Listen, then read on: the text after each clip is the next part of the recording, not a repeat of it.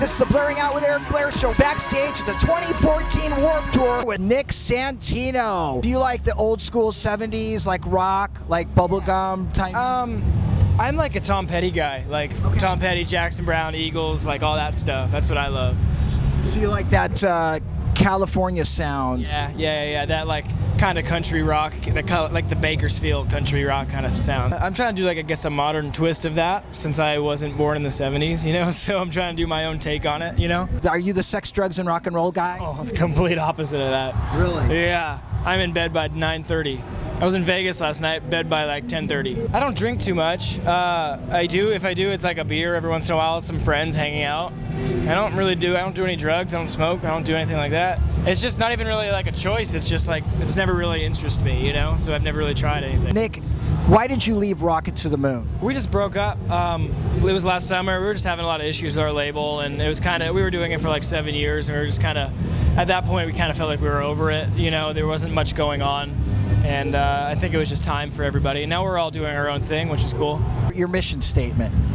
Well, I'm just trying to make cool music. Just trying to make music that people like. You know, I'm trying to write lyrics that are relatable for every audience, you know, for the kids that come to my shows, because I have a younger fan base. Their parents that bring them to the shows. I'm kind of hoping that they can both walk away with a CD and enjoy it together, like that kind of thing. You know, I think that's my goal. I like making music, so I want people to hopefully like my music. Do you see yourself as a rock star? No, not at all. I see myself as a guy that plays music for a living and doesn't make that great money, but you know, I'm enjoying it. Tell me about some of the things that influence your songwriting. I mean, I love Johnny Cash. Johnny Cash influences my stuff, like his storytelling and, you know, sometimes making up things that necessarily haven't happened to you, but like kind of making a story. You know, life in general, friends, family, relationships, past and present, you know, kind of everything in general. Life as like a topic, you know, everything that it goes on in life, I think I just try to write about, and I try to do it in like a literal way that people can hear it and be like, okay, this kid's been through some crap, you know, and I can relate to that in a way. So you've been through adversity in your life? Yeah. I've been through a lot of stuff, man, like breakups and, you know, band breaking up, label kind of crap with our label, and you know, I've not necessarily haven't been through it all, but I've been through the ringer. I know how heartbreak feels, and you know, I like to write about it because I know there's a lot of people out there that have gone through the same thing, you know. Do you feel that your lyrics are more like a one-on-one type of lyrics or like a universal?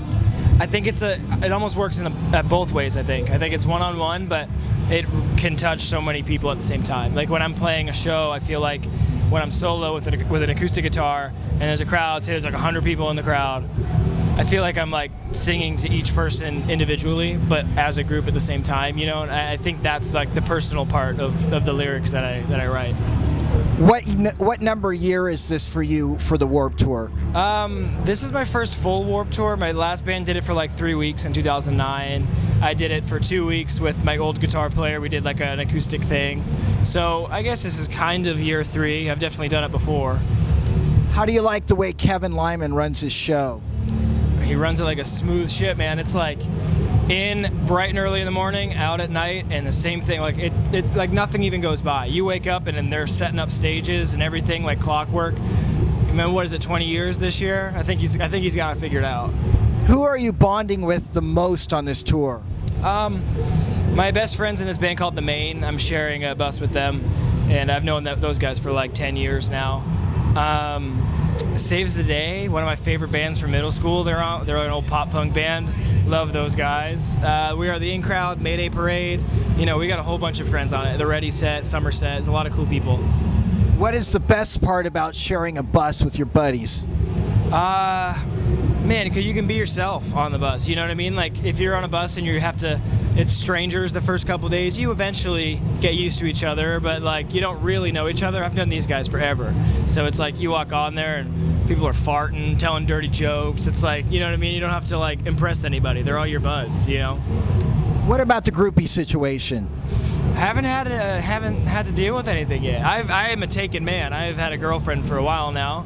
But honestly, I haven't seen any ladies on our bus yet. I think our guys are taking it easy this summer. We're only 7 days in, so we'll see if that changes. The cost of touring is really expensive, so it's good that you can share the bus with somebody. Totally. And Warped Tour actually is awesome because I haven't had my wallet in my pocket since we started it, because we get fed 3 times a day. You know what I mean? There's nothing you have to pay for. Days off when you go to Target, that's the only thing you got to buy. But I honestly haven't carried my wallet once, and I love it. I love not spending money. I'm home and I'll buy dumb stuff all day long, every day. But when I come on Warped, don't have to worry about it. It's awesome. Tell me what inspired the title of your new album, Big Skies. I did it out in Arizona, and it was my first full-length record, solo full-length record. And I mean, it's literally just the big skies in Arizona. We were walking into the studio one night, and I was like, I don't got this stuff in Boston, man. I live in Boston, Massachusetts. And I looked up and I said to the drummer of the Maine who was producing my record with me, I was like, man, we don't have these skies in Boston. You guys got some big skies. And then we kind of like looked at each other. I was like, it's kind of a cool name for a record. But I mean, if you want to get all like fancy and deep with it, I guess it's kind of like me starting over, and like Tom Petty once said, future's wide open. So you really love Tom Petty. I do. How many of his albums do you actually have? I have every single one. I do. On my phone right now, I can prove it. Let's see. Go to my music section. I got, where is he? 3, Highway Companion, Wildflowers, Full Moon Fever for solo Tom Petty. And then a couple of his new songs from his new record, Mojo, Last DJ, Echo, She's the One soundtrack, Greatest Hits, Into the Gray Wide Open, Southern. Dude, I got it all. Dude. Keep going. I mean, I have Wildflowers is my favorite Tom Petty record. We're gonna get it. Yeah, that's a good record. Okay, so have you ever seen the video for Into the Great Wide Open? Yeah, with Johnny Depp in it? Yeah. Isn't that awesome? Wild. He's like a young Johnny Depp. Yeah, it's awesome.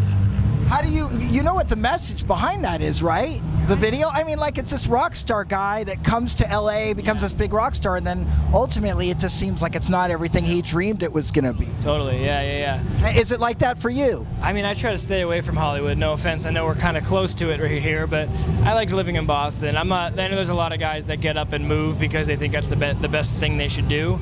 I like being out of where I'm from. I think that's where you have the most influence, being where you're born and raised. And so I honestly haven't, I mean, I've dealt with some stuff like that, but not to an extent that others, I'm sure, have. You don't have a desire to insert yourself into the LA party scene. No, not at all. It doesn't appeal to me at all. I'm not into it. But maybe you're on a mission to meet Tom Petty. That's it. He's playing Fenway Park in August, and I'm going to be there, so I'll meet him then. Now, can you get backstage? Probably not. I don't got those hookups. You got to sneak back there, bro. And I'm gonna, like a little groupie. What was it like playing in Brazil? It's wild. Very well. It was right before the World Cup started, so it was getting crazy. It was like last month. How do you keep the relationship with the girlfriend alive when you're touring so much? Yeah, I mean, we're 9 years deep now, so like it's kind of just we talk to each other every single day. We're just like a married couple at this point, which is the next step. Me just being away all the time, I never have the funds to go get that ring. So it'll happen eventually, but I mean, we're good. We trust each other. It's great. What do you think? What are the 2 things that you think you bond with the most with your girlfriend? I mean, we kind of everything. We live together. We do everything together. So at this point, it's like there's nothing we don't bond on. You know what I mean? We love the same stuff. I mean, we have a little bit music.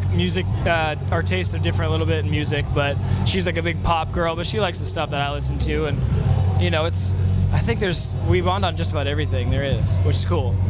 What kind of example did your parents set for you as far as relationships go? My parents are awesome. They're my biggest fans, my best friends. They've been supportive with everything that I've done, girlfriends in the past, like they've loved everyone like they're part of the family. My career, they love it the same way, you know what I mean? They come to my shows, wear my t-shirts, they love it. So I wouldn't be here without them, obviously, and I owe everything that I'm doing now to them, for letting me do what I do and never telling me to like go to school because you need to. They're just like, you want to play music? Do it. That's awesome. Supportive parents. What quality do you most admire in a woman? Oh man, personality probably. You got to be a cool person, I think. Don't want to be like someone that's beautiful and then you talk to them and they're like, hey, don't talk to me. You know, met those people. Not fun. What's the song Can't Say I Miss You about? It's about just, you know, somebody that's you've been with somebody for a while, and you know, maybe you split up and you're not the same as you were before, and you want them back, but you realize that, you know, it's probably better off that you're separated, both doing your own thing. And you know, I've seen that happen with friends that have gone through relationships. Obviously, me being 9 years in the bag, I can't really say too much about it, but like, I've definitely been around that, you know, and it's cool to write a song about it, I think. It Is What It Is one on there. That's a song that I wrote. I woke up at like 3 in the morning and wrote all the lyrics down. And it's kind of just a song about finding your place. You know, whatever profession you have, music, film, like working at the grocery store, whatever you have, kind of finding your place and being happy with it, you know what I mean? And never really settling, because it could always change, you know, and never really knowing what's going to happen next is what that song's about. Nick, are you a spiritual person? Not too much. I kind of, you know, I have my things, but not so much. You know, I just kind of, I like to be happy. That's about it. You know, I like the whole peace and be free and kind of that whole wild and free thing. I like that, the free spirit thing. When you look at the world around you, do you think there's a creator? I mean, there's got to be somebody, right? Yeah. Does that affect you at all? It's definitely trippy when you go to places across the country. You know, I've been to the Philippines and stuff like that, and it's completely different than here. So you're like wondering why certain parts of the world are different than other parts, you know? So it definitely gets your mind racing, I think. What brings you the most peace in your life right now? Playing music, I think, you know, writing songs and getting it out that way. How would Nick Santino define the word love? Oh, man. I guess love is just whatever you think it is, whatever makes you feel happy and alive, and you know, that could be anything, whether it's a person or playing a guitar or a guitar itself. You know, I think it's just whatever makes you feel the best that you've ever felt in your life. What is the best part about being Nick Santino?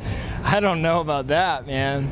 I got a decent head of hair. I would trade places with you, okay? I'll ask you the question again. What is the best part of being Nick Santino? I don't know. I guess I have a cool job. I play music for a living. I can't complain about that. You know, everybody here can say the same thing, which is cool. What do you love about yourself? I don't know. I think I'm a nice guy. I don't like to hold grudges. That's a good thing. That's about it. Nick, what are your hopes and dreams for the future of your music career? I hope to take it as far as I can get it, and I'm never gonna be bummed if I am 4 years from now still playing and I'm only playing to 2 kids, or if I'm playing to 20,000 people. You know what I mean? Like, I'll be happy doing no matter what, as long as it's playing music. Could we say that Nick Santino is living his dream right now? I think so. Yeah, for sure. Do you want to have kids? I do. Yep. Would you prefer a boy or a girl? Whatever happens, whatever comes out, I'll be happy with whatever. And are you going to encourage your kids to play music? Oh yeah, I'm going to let them do the same thing, the way I was raised, and whatever they want to do. You know what I mean? I don't care if they come out purple, if they want to, dance, if they want to play in a metal band. I don't care what they want to do, as long as they're happy. That's what I want. Nick Santino, last question. What is your greatest fear? Honestly, it's stupid, but I think my biggest fear is actually being afraid. I tend to get really anxious when I know I'm going to be afraid. I don't go on roller coasters because I know that the big ass drop scares the hell out of me, and I don't even want to deal with it. So I think my biggest fear is being afraid, which is funny. Have you ever faced a fear in your life and overcome it? Yeah, every day, getting on stage, not knowing if kids are going to like your stuff or not, and these crowds, it's mostly new kids, new fans listening to my music, so I could be booed off today, and I wasn't. Today was the best day of the show, the tour so far, so it's awesome. I don't think I'll ever get used to it. I think I'll always have the nervous pit in my stomach before I play a show. That's good, Nick Santino. Nick Santino, you are the man. Thank you. I like you. You are cool. This is the Blairing Out with Eric Blair show, backstage at the 2014 Vans Warped Tour with Nick Santino, signing off. Yeah.